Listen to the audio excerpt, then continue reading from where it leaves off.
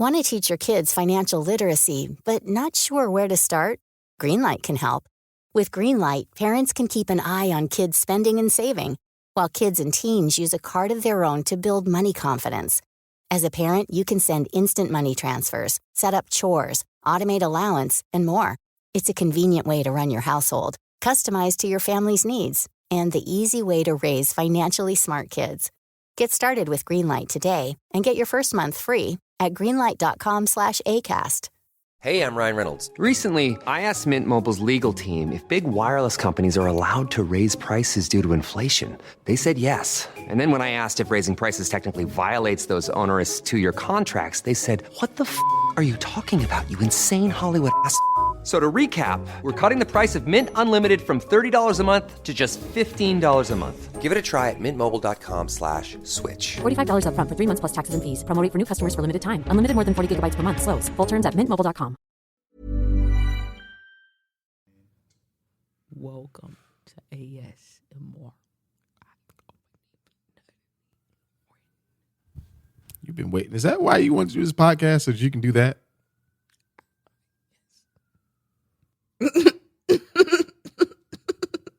That laugh is so corny, dog. Woo!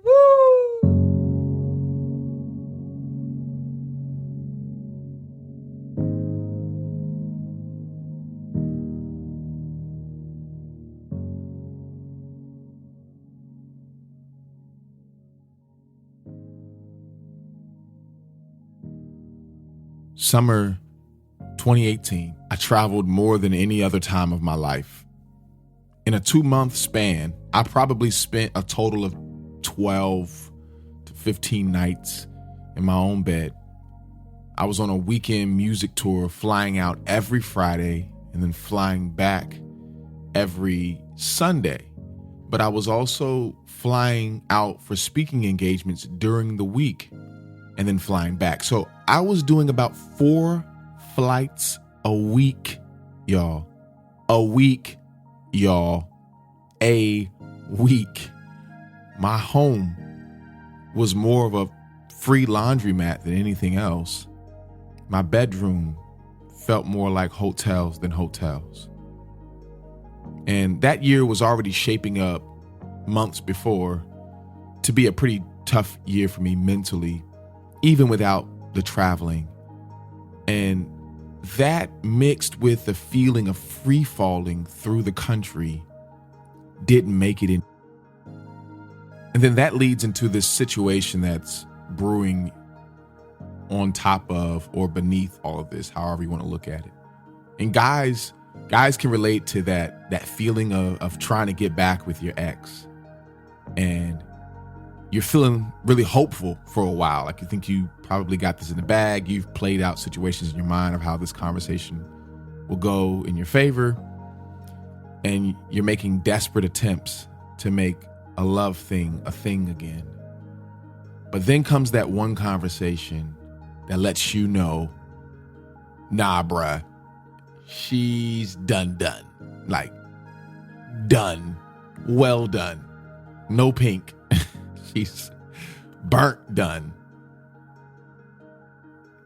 On top of my character flaws, she just realized that she doesn't want to be with the traveling artist. She just wants a normal relationship or marriage where people are in the same city and don't have to wait for someone to get off tour. Even if you've grown and changed, and it seems like you have, I don't want to date an artist. And my body felt those words. I was gaining a lot of popularity and success in public, but felt like privately I was failing at everything I really wanted to do, including love. And a few hours after that conversation with her, after that phone call, my friend Natalie sat in a bar stool next to me in my kitchen. She knew how much this hurt. And I don't remember all the words that she said to me that evening. But I do remember praying to God, and she listened to my mumbled, monotone pleas to him. And I cried. And in between my words, I heard Natalie crying with me. And that moment has forever been placed into the highlight reel of our friendship.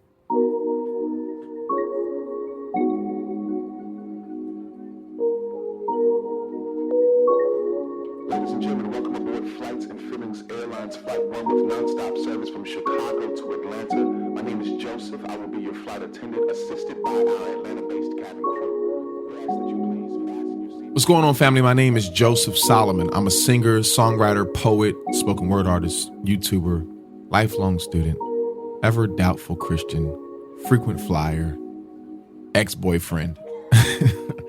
Welcome to the fourth flight. This is the fourth flight of the Flights and Feelings podcast, season 1, where we thoughtfully and vulnerably travel through faith, relationships, sexuality, science, health, and culture via storytelling, poetry, and conversation.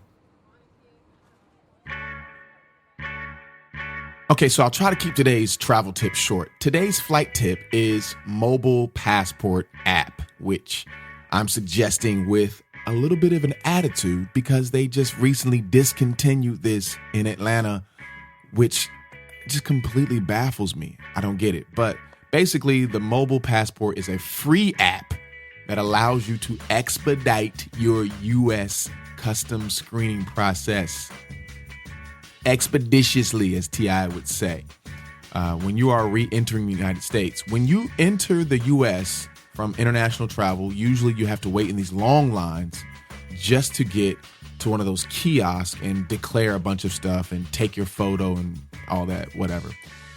But if you download the official Mobile Passport app, you can do all of that straight from your phone. And then when you arrive in the U.S., you look for the Mobile Passport signs. It is a genie. All right. Now, this app only saves your info for a very short amount of time. I think it's like an hour or 4 hours, something like that. You have to be pretty close to landing before you put this info in, unless you want to pay for it. It saves it all the time. So you basically have to wait until you land, get some service on your phone, and then put all your info in, take your photo with your phone, and you're good. And when you get to this line, y'all, I've never seen more than like 5 to 7 people in line. It's crazy. The fact that it's free, I think they're just not pubbing it enough. Maybe that's why they discontinued it in Atlanta. I don't know. People just didn't catch on to it. And it was free. And sometimes it's even faster than Global Entry membership, which that costs like $100 a year. This can save you a ton of time re-entering the States. And it's only available at select airports. So you got to go to the U.S. Customs and Border Protection website to see if the airport that you re-enter through has it. And that's today's flight tip. So today I brought on a very special guest. She's my label mate, A&R, business partner, extremely accomplished songwriter with a catalog of hits. I know you've heard something from it and you just didn't know she wrote it. Creative genius, entrepreneur, first female guest of the Flights and Feelings podcast, hopefully a reoccurring guest. And she's just a really good, close friend of mine, Natalie Lauren Sims. And she has a new jammy jam out right now called Something Something. It's the single from her up-and-coming debut project. Follow her at Natalie Lauren Sims. And because we're so close, people are always dropping little nosy questions in the comments section about our friendship. And I figured we'd go ahead and get it out of the way and talk about it. So we decided to talk about friendships in general, but also touching on male-female friendships, the platonic relationships that men and women may have. And this was a really great conversation that we had. We had a 3-hour talk, y'all, at her loft in downtown Atlanta, just chilling. And there's so many other topics that we talked about too, and I'm just going to try to break them up into other podcasts. But this is the friendship part of that conversation.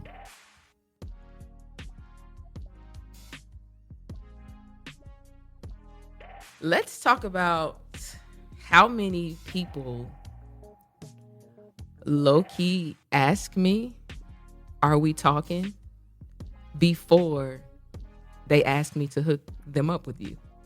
People ask you if People we're dating a- before so they I say, think people okay. Now, I think people now kind of know it's not, like, people don't know us, and I think they automatically just assume, because people are just awkward and don't even have healthy relationships.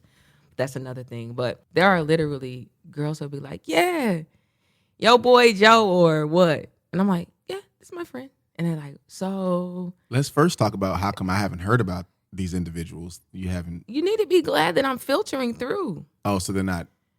Yeah, and it's Okay. just, I know you.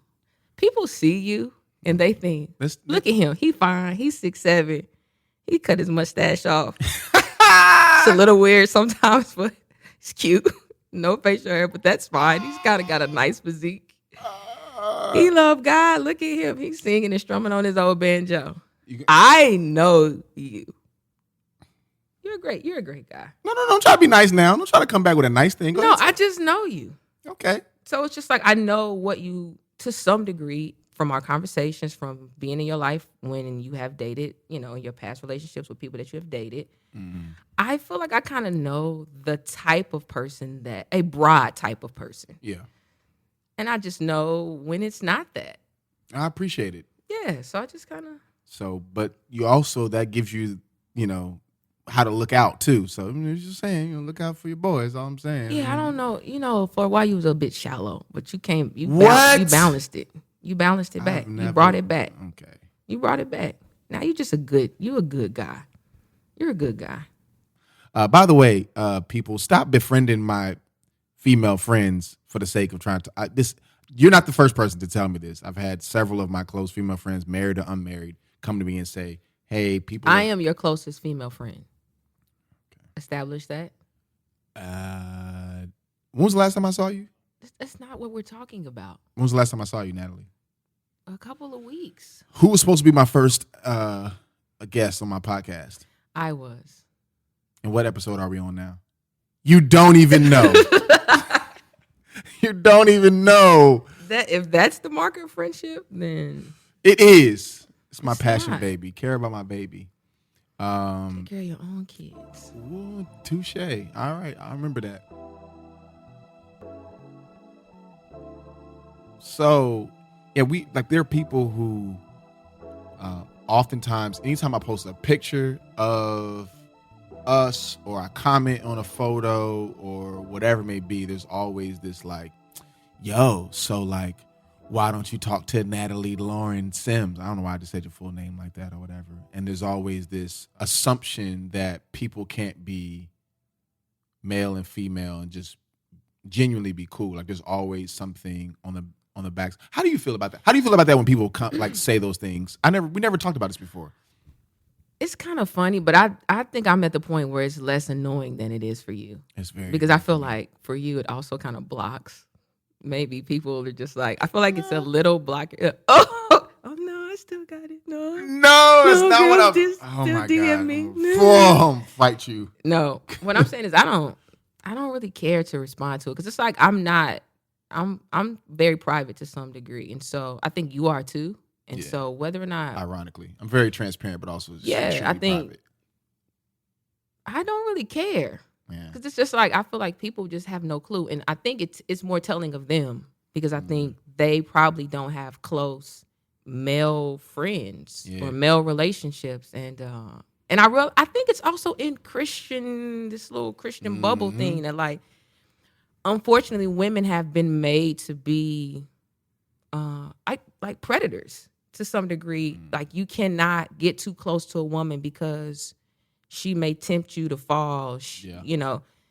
What does a healthy female male relationship look like when two people are not married or when one is married? I mean, obviously there's some, nuances when a person is married. There's Yeah. a level of respect, just Yeah. in consideration you want to have for both parties. But I feel like in the Christian space, it's just heightened. It's like if you see two single people, it's like the highest level of, I don't know, what's the word I'm looking for?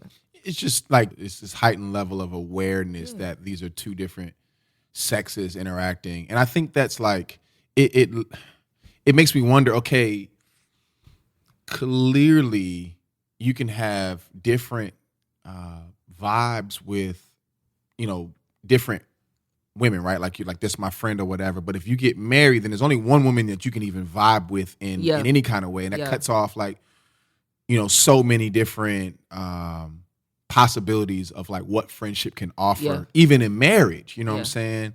And I guess for me, it's annoying because in my mind, I don't even think about it like that. Probably because I see like in my own circles, I see like Ezekiel and Jeanette, and they're super close. Like, and their spouses, like it's like a totally. But I think cool people give you a pass when it's two married people, because it's like, oh no, two married people, they're not gonna, when you think Ezekiel or Jeanette, it's like, oh no, they're both married and they post their spouses. I think when you have two single people, it's like, oh no, they must be having some type of secret situation. Or I do think it's in the Christian space, because my brother,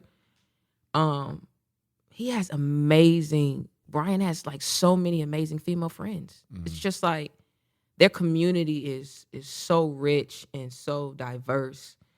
It's like I kind of crave that in a way that I don't feel like. I think I have access to that in Atlanta. I have great male friends. Like I have as many male friends as I have female friends, and the relationships are just as rich. I just think at this point, I don't know. I don't think I will have any new male friends. I mean, Will is probably my newest male friend because he's my roommate. Yeah. But outside of that, see, that's weird. People are like, freak. I'm pretty sure everybody's like, "What? You got a male roommate?" It's like, yes, like go sit down. But I think you're unique in the sense of like, since I've known you, like the relationship that you have with KB, y'all are like super close, and he's married, and you and Swoop are like close. You're closer. I feel like you're closer to them two than you are to me. So it looks weird for people how you interact with me, but if they saw the way like I feel like much closer. You've known them much longer and gone through a lot more stuff with Swoop and KB, and it's like the intimacy level there is even higher. And so I think people are they don't know how to navigate that. And I think too, like when I think about somebody like KB, who was my friend before he was married, and so like I watched him meet Michelle and get married, and they are both very close to me. It's like I'm his friend, and I'm always going to be one of his best friends, but Michelle is the closest person to him. Right. And I'll never be that. And it's not even that he's looking, you know what I'm saying? Like, I think in friendships, there are different spaces and different roles that you get to play. And it's like, he may not go and have, an 8-hour business creative ideation conversation with Michelle. But when he finishes that creative ideation, he wants to go home to his wife where he ain't talking about no creative ideation. He just want to be up under her. You know what I mean? And I think that's the beauty of having multiple friends and just, a space that's not just romantic. And it's just like the height of male and female interaction can't just be marriage, because that will be sad. That will be very sad. Yeah. Because people will not experience that. There are a lot of people who will not be married. Black women are the lowest. Like when it comes to, I guess, statistics, we are the last to get married right now. Least married people. Yeah. So it's just like, that's a very sad reality. If the only intimate relationships and experiences that you will have with males is via marriage, then you rob us of being able to just love on the black men, period, right? To affirm them, to share intimate experiences that are not sexual and that are respectful and don't cross boundaries. And there's a joy that I get from my male friends that is not romantic or sexual at all. It's just like, these is my niggas. These are my brothers. And it gives me a confidence that I'm not as thirsty for compliments in that way. You know what I'm saying? Because the richness of my friendships, I am affirmed by women, I am affirmed by males, and it just feels like, my friends love me, they affirm me. I don't necessarily have to go searching for that, but I feel like we rob people of that because marriage is the height, and it's just like, that's whack. Yeah.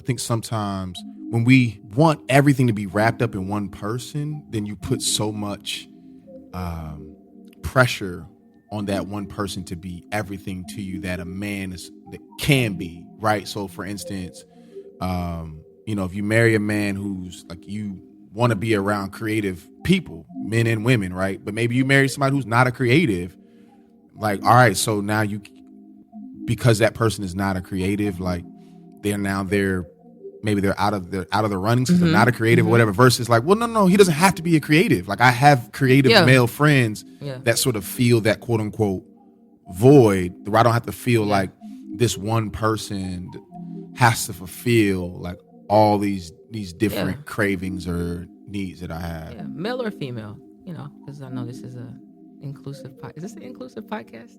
Yeah. I don't know what you mean by inclusive. No, I'm just saying. Yeah, I'm just saying like no one person. Whether people are talking about marrying men, women, whatever. I'm just saying like no one person should fulfill and can fulfill my every desire. Like if you start from that space, it doesn't matter who you're looking to be that. It is like guaranteed fail. So do you feel like we're downtown Atlanta, so it's like cops and stuff, and like. I'm about to move. I am counting down my days. It's wild out here. It is wild. Somebody was pleasuring himself in front of our door. Smoking crack. And smoking crack. This is not like a sketch comedy. Like that really happened, and it's very heartbreaking and it's very alarming at the same time. And it's just like, not that I don't want to be around people in real life. It's just like I don't want to go to catch my Uber and somebody's pleasuring themselves. It's just like, no, thank you. Yeah. Not a good morning. Very bad morning. Very nasty. Atlanta. Nasty morning. But do you feel like for women who have, let's say women have close male friendships, do you feel like that would make it harder or easier for them to choose a male partner, in the sense of like, it could be harder if there's a lot of comparison going on, like they have to sort of meet this standard, or does it make it easier that now I have a sort of standard to go by? I think it makes it harder in any relationship. I think we all choose based on what we're surrounded by. So I think our standards are heightened whether we grew up seeing, positive examples of, relationships, or we just have bomb friends who treat us really well. We just naturally expect that. Like I just naturally expect a level of care and consideration and gentleness in my relationship because of my friends, right? Male or female, it's like the way people handle me is the way that I am going to expect whoever I'm with to handle me. And so it's just like, I think that helps, but I also think you cannot expect the person that you are in a romantic relationship with to be your friends. To be exactly like your friends. Yeah, you definitely got to be my friend. Right. But I think not like the friends that you already have. Yeah, it's not just that same person. It's not. And I think that can be from a male perspective, I can see that being like a pressure for if you're surrounded by dudes, especially, you've got some pretty sharp dudes around you as well, including your brother, and then also people like Swoop KB, of course myself, I'm trying not to say nigga on the show because I need people not to think that I need to get invited on something. But I'm saying, don't you think that like for some, I can see for dudes who want to approach a woman who has close male friendships, one of two things can happen, or both things can happen. One, they suspect something like, yo, why you hanging out with this dude? Like I felt that once in my first like real relationship, she had a really close male friend. She wasn't on the phone with me. She was on the phone with old boy. Mm-hmm. And I at the time could not wrap my mind around that situation. I just could and at the same time, I didn't suspect that they were doing anything. I didn't suspect they were doing anything. I just didn't like it. Like the ego. It's like, if you have something to talk about it to me. And I felt some kind of way with that. But so I feel like on one side you can be suspecting that something's happening, but also there can be an intimidation factor, which I think can be a good thing though. Absolutely. Anybody that has looked to date me in the past, there is like and this is not even arrogant. There's just like criteria. It's just like legitimate criteria. Yeah. And that's a good thing. Like I should have a standard, right, that I've set for myself, but it should have been influenced also by the positive relationships that I exist in before I'm with somebody. Yeah. What you require and what you seek is what you are used to. Yeah. Like if you got low standards, it's because people are really showing up for you in a low way, and you may not even know. Mm. And when I say that's okay, it's like we don't know until we know better, Yeah. right? I remember the first time I was at John and Chandra's house. This was like probably 10 years ago or something, and they were fighting, and they're married, and they were fighting, and I was looking at John. He was like mad, and he was like getting up, and I was like, man, y'all don't get no divorce, y'all. They was looking like, whoa, nigga, what? Like, this is a fight. This is about dinner. And it was in that moment where it was just like, I wasn't used to people fighting and not leaving. I wasn't used to people fighting and staying and talking and reconciling and owning up and taking responsibility. It was just like, oh, dang, y'all about to get divorced? Like, nah. And it was a heated argument. It wasn't even like crazy disrespectful and nothing. Like, nobody was even cussing. Like, wasn't even no cuss words or nothing. It was just You're just like, not used to disagreement. I was just like, what? Not ending in separation. Yeah. And so that was the standard, right? For me, a healthy relationship included arguing and possibly leaving from time to time. Now it's like, if we can communicate and work through our differences in a respectful way without leaving, then that's probably not a person that I want to be with. You know what I'm saying?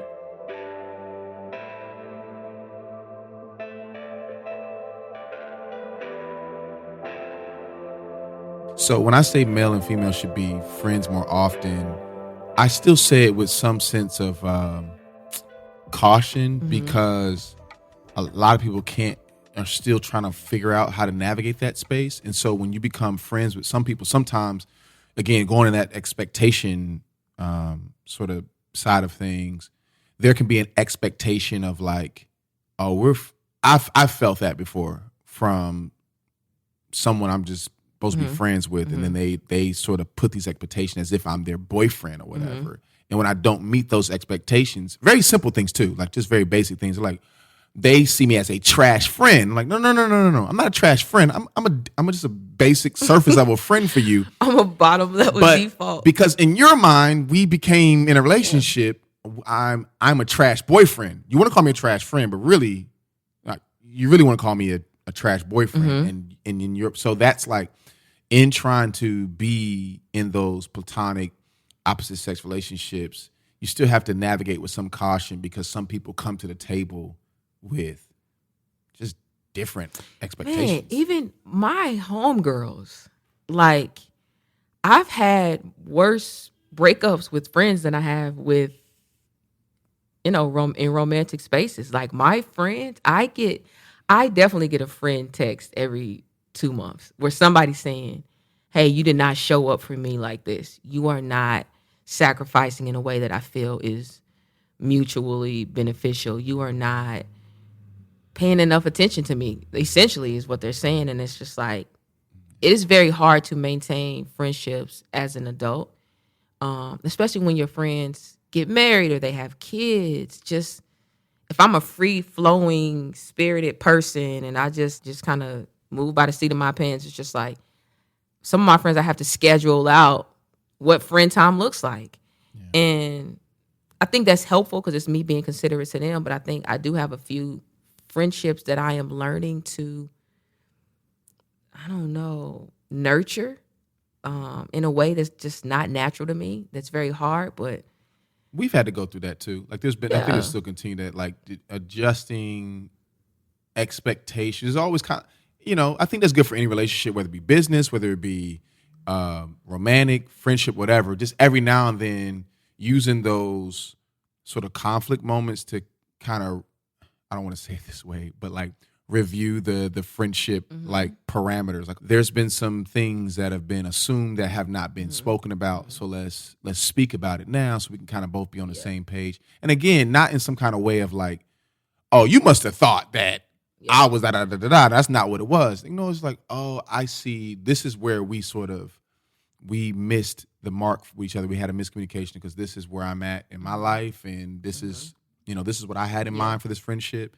And I think it takes maturity to realize that like people ain't God, so they're not omnipresent, they're not omnipotent, so they don't have the power, the resources, and the ability to be in multiple places without being diminished. They can only serve but so many people so much. So it's that, and then I think vulnerability. I think because for me as a grown woman to go to another grown woman or a male friend and say, I was really hurt by you not texting me back. It seemed like what I said to you wasn't important, and I felt like this is something that I wanted to be important to you just as much as it's important to me. You are putting your whole self out there.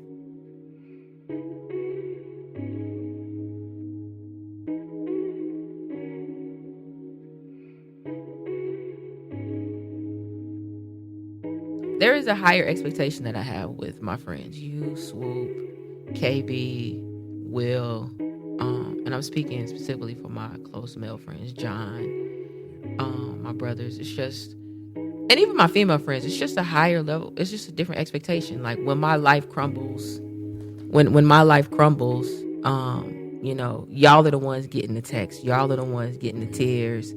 So it's just kind of like everybody else, I don't know. They're kind of peripheral. And I think a lot of times the people on the periphery, what's the word? peripheral. Yeah, peripheral. How do you want to pronounce it? Yeah, like they're the ones for the most part complaining a lot of times. I realize it because I realize that I have to set intentions around the energy that I give to my friendships.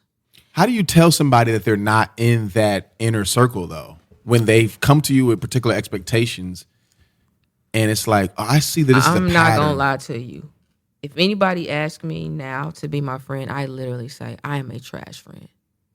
I will be a trash friend to you because I value the friendships that I have right now so much. I know I do not have the capacity to be of any support. And I think, what does friendship mean for me? It looks very different than what friendship means for most people. Like some people are like, oh, I want to be your friend because you want to go to Bar Taco and you want to get a couple drinks or go to the movies or have fun. It's just like that. I'm not even that friend. I'm not even the like go have fun friend. It's like I have a weighty life. I have to have friends that can not hold it, but can navigate alongside of me in some very rough seasons that last a very long time sometimes. So it's like, you really just can't even just come and just be my friend. It's like, my friends done been through relapses and addictions and people killing themselves and, me going crazy. It's just like, you can't just slide in and be like, yeah, we besties. It's like, no, you ain't even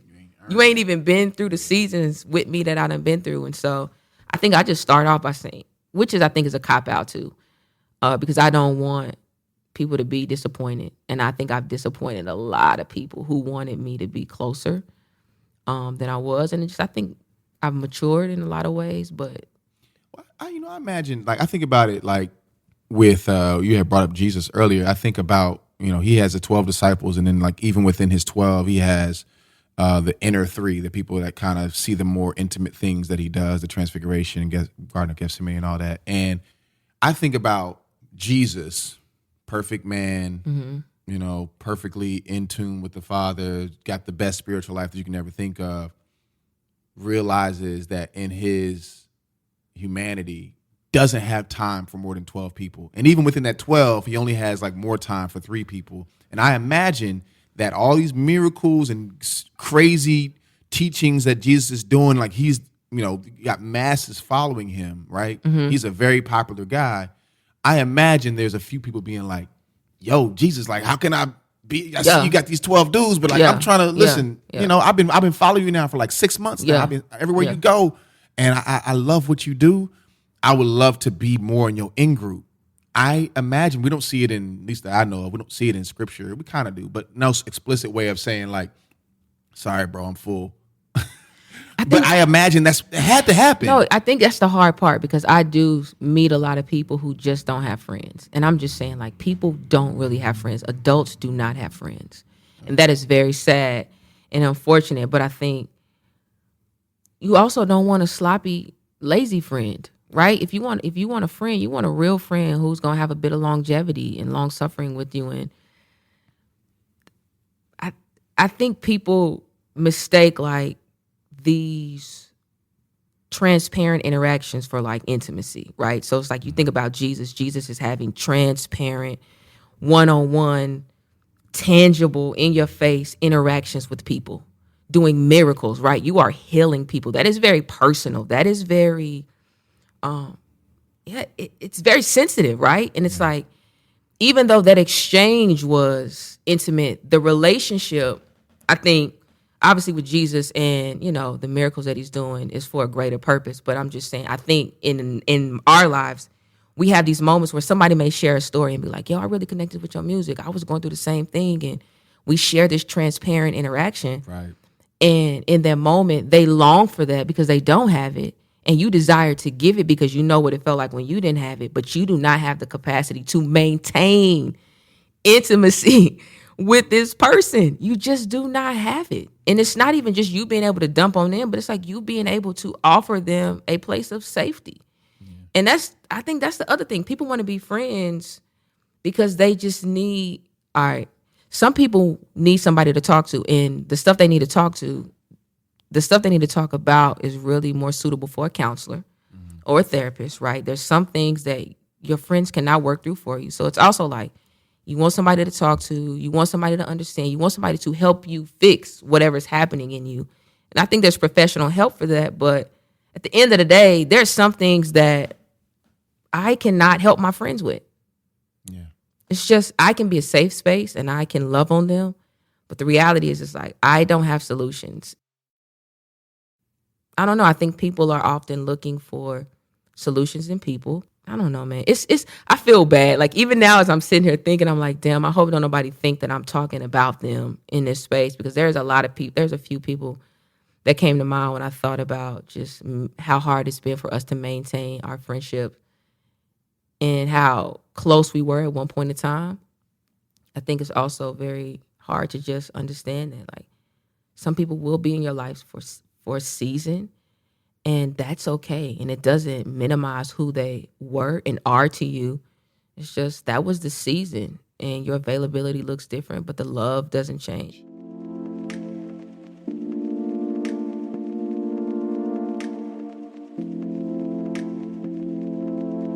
People get upset for you for not being omnipresent, but like my presence for you would be diminished if I try to be that for everybody. And so you got to get that from somebody else. Like the way you want to be to be there for you, I can only be there touch and go. I'd rather than, you know, giving let's say 1% of myself to 100 people, I'd rather give like 20% of myself to 5 people. Yeah. You know what I'm saying? Yeah.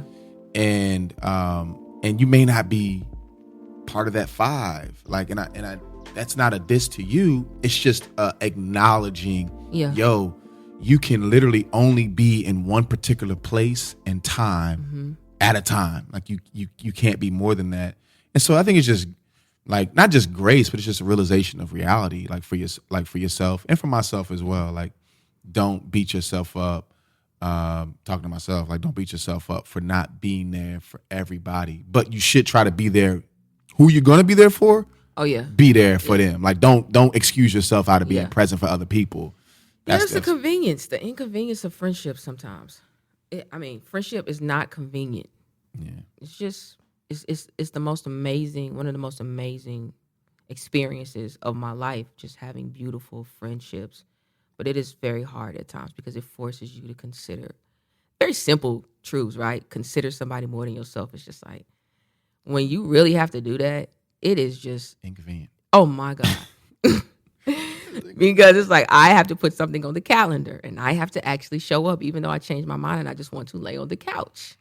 I have to actually show up at dinner and I don't even want to eat dinner. I just want to lay on the couch. But the other side of that is people should, I hope that I have friends that realize that too. Like, let's stop all this lying. So like, man, something came up. Nothing came up, fool. Your feet came up. You put your feet up on the couch. When's the last time you lied? When is the last time you lied about doing something? Dang. When was the last time? It probably was recently. I'm trying to think.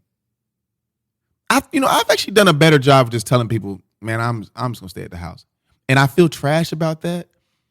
I have felt trash, but I got some friends in mind, particularly, they try to reach out to me. I just flat out told them, I'm not gonna lie to you, I've just felt like being at home, and it's almost a test for those friends to see where their maturity level is at. Of like, oh dang, you don't want to hang out with me. It has nothing against you. Like, I don't want to hang out with anybody right now. I want to be at home until people stop inviting you. Like, every time I look up and you're at places, I literally text you like, why didn't anybody invite me? Because they know you're not gonna come. That is not a reason to stop. Yes, it is. I'm not going to keep inviting you. I'm gonna come sometimes, but it's like, don't Fam, not invite on what me. time? No, people think that I'm out of town. What is the threshold? No, what is the threshold? No, listen, this is what how I'm many saying. times should Natalie? How many times should I invite you before I say? Not you. No, I'm saying when I say I'm just talking about generally speaking. How many times? Easily 3. I mean, you at least got to give me 3 invitations before you cut me off the invitation list. Like, I see you somewhere every 2 weeks, every week, and I'm like, why didn't they invite me? And then I think some of it's not even invited. It's like, oh, let's go here. We're there, and just kind of go. You got to be in the space. it's not even that I want to be there. It's just like, I want to get the invitation. That's your problem. Then no, I'm not going to invite you. That's your problem, fam. What? You just said don't stop inviting. That's reject at the you small. Just in the know. small. No, I'm being honest. Well, I mean, what are we talking about here? That nobody wants to be. You want to be included. I am a human. But you don't want to. You're not being included. You want to be included in the invitation. That's totally different than being included in the actual event. 2 different things. Don't stop inviting me. All right, are you gonna come? We invite you. Well, I don't want to actually be there. I just want to know that you wanted me there. No, I think you do want to maintain. Like, you want to maintain a priority to other people, but you don't actually want to make them a priority. Meaning, not you, but what I've learned is, like, I want to always feel like, oh, yeah, they going to call me. Oh, yeah, I'm going to get invited to the trip. I'm going to get invited to the party, but I am not doing anything to maintain a level of priority. Being present. I learned that when I traveled a lot out in 2018, like, I noticed that, and I might even make that part of the intro for this joint. I noticed that everything was prefaced with, hey, are you in town this week? It was never, hey, yo, we going to XYZ, on Friday, slide through. It was before they even invite me to anything, which also always gave me an out too, because they'd be like, yo, are you in town this week? I'm like, wow, what's up? And then if I don't want to go, I'm like, you know what? Let's see. I might be, but trash. I know it's trash. But it came from when you set an expectation for how present you are, and they start realizing like, oh, he's not really here, so I'm just going to stop inviting. There are a few people that keep inviting me, and it's like you almost not feel guilty, but it's like, man, one, you appreciate it, but then 2, it's like, man, I actually need to show up one of these times because they keep inviting me despite all the times I've said, sorry, I'm out of town, but they really want me there. Those invitations, they have to be met with some type of like presence. Like, they assume that you're going to be there. If they don't assume that I'm going to be there, not even just at their event, just in town. Even if I say, man, I'm sorry I can't make it, and I couldn't make it 3 times, then now they taking me off the list. Yeah. You just said 3. That was your threshold. I just was saying that arbitrary. You just made I didn't have a number. I'm just saying, like, 3 sounds. What you want is an infinite invitation is what you want. Yes.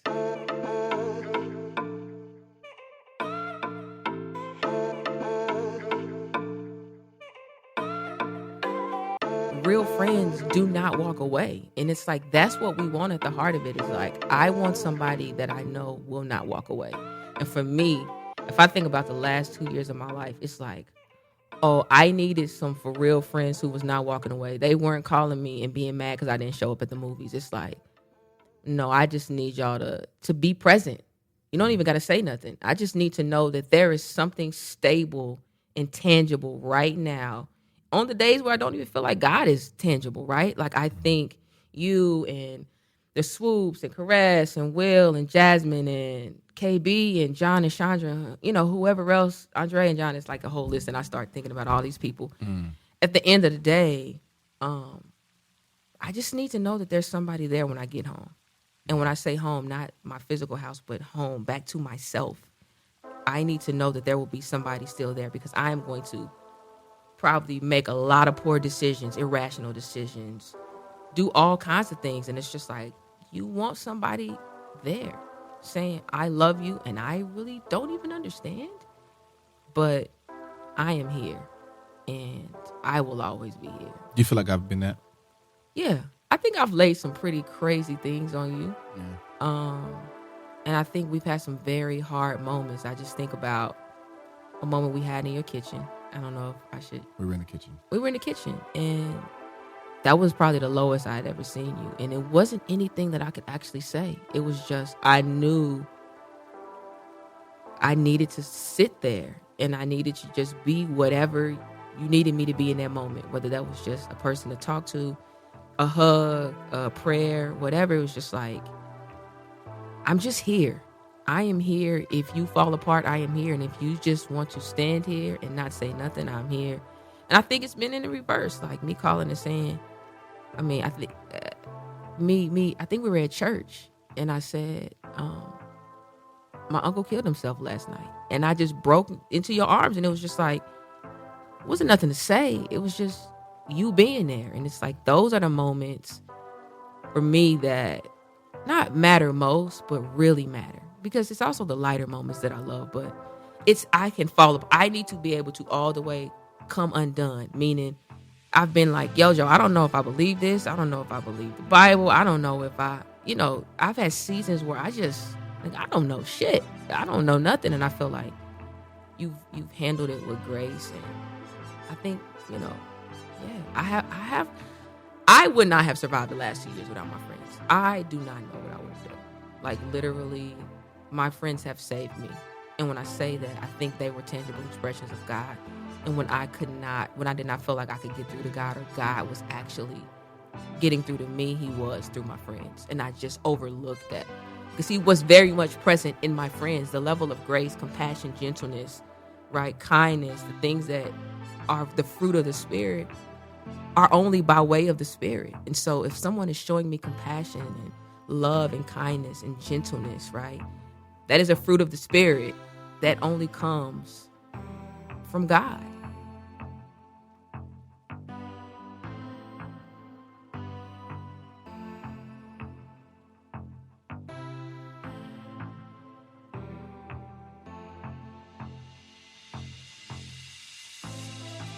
Yeah, it was that Sunday. We had PIA.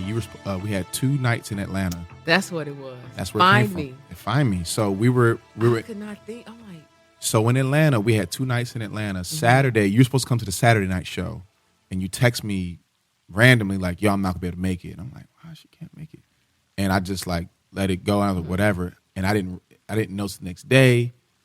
Right after church, I walk up to. I said some kind of joke or whatever, and I didn't even like have the time to even realize your face. Mm-hmm. And I saw, as soon as I saw that, yo, what's up? She's like, my uncle killed himself last night. And I just like, I just grabbed you and we just sat down. Yeah. And we just sat there. And so, even still, you decided to come out to the show that night. And as we were praying, we were in Atlanta, sold out 1,500 seater. And I felt like the room went empty as I was praying. And it really was just me and you in the room, and I was praying for you. And I did, like you said, I didn't, like, there's times we don't have the answers. Like, I don't know what to say. And even in the same way you said, like, when God shows up through people, like, I felt like in that time, like, that line came. I said, God, sometimes we feel lost, and I'm like grieving. I'm crying. I'm grieving with you because I knew the heaviness that you brought into that space that night. And I said, you always find a way to find us. Even when we can't find our way, you always find a way to find us. And the dope thing is, even though it was a sad moment, it was a happy moment too, because in my brain I was like, Nat said that's a song. As soon as you got off the stage. And I knew you was going to say that. Like, that's the song. That is the line. But you know it. Because it connects. It wasn't because it was the greatest lyric ever. It's because it came from God and it was real and it connected. Yeah. And you can't conjure that up. That don't come from writing practice. That is like dropped down from God, from heaven. You know what I'm saying? Yeah. And I feel like even as we worked on the record, that's probably my favorite record.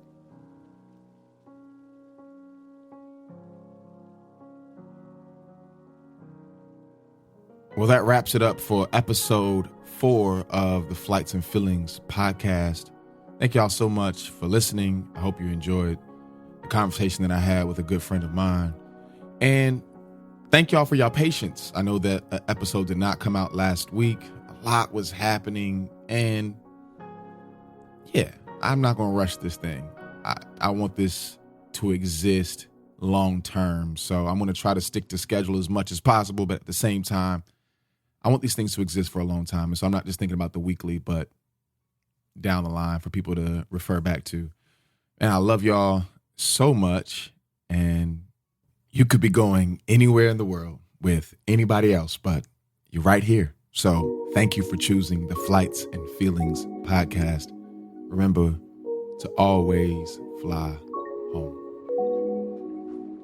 Ladies and gentlemen, welcome to Atlanta, where the local time is 10:46 a.m. For your safety and the safety of those around you, please remain seated with your seatbelt fastened and keep the aisles clear until we are plugged in the gate.